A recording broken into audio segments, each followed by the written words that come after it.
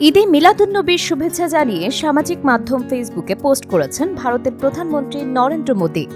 পোস্টে লেখেন, ঈদ মুবারক। মিলাদুন্নবীতে সকলকে শুভেচ্ছা। এই উপলক্ষ যেন আমাদের মধ্যে একতা ও আনন্দ আরও বাড়িয়ে তোলে। দয়া ও সমাজের প্রতি দায়বদ্ধতার চেতনা সবসময় আমাদের পথ দেখাক। ভারতের রাষ্ট্রপতি দ্রৌপদী মুর্মুও এই উপলক্ষে শুভেচ্ছা জানিয়েছেন। তিনি বলেন, ঈদে মিলাদুন্নবী হল হযরত মুহাম্মদ সাল্লাল্লাহু আলাইহি ওয়াসাল্লামের শিক্ষা স্মরণ করার সুযোগ।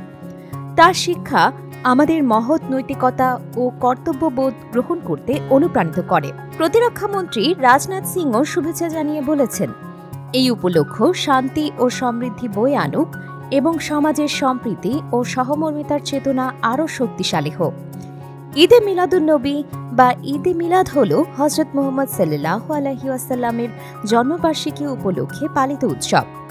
ইসলামী পঞ্জিকার তৃতীয় মাস রবিউল আওয়ালের 12 তারিখে এই দিন পালিত হয়। এবছর ভারতে 26 আগস্ট দিনটি উদযাপিত হচ্ছে। মোদির এই শুভেচ্ছা পোস্ট নিয়ে মিশ্র প্রতিক্রিয়া দেখা গেছে সামাজিক মাধ্যমে। এক পক্ষ একে ইতিবাচক হিসেবে দেখছেন, অন্য পক্ষ প্রশ্ন তুলছেন, দেশে মুসলিমদের বিরুদ্ধে বৈষম্যের অভিযোগের মধ্যে এই শুভেচ্ছা কতটা আন্তরিক।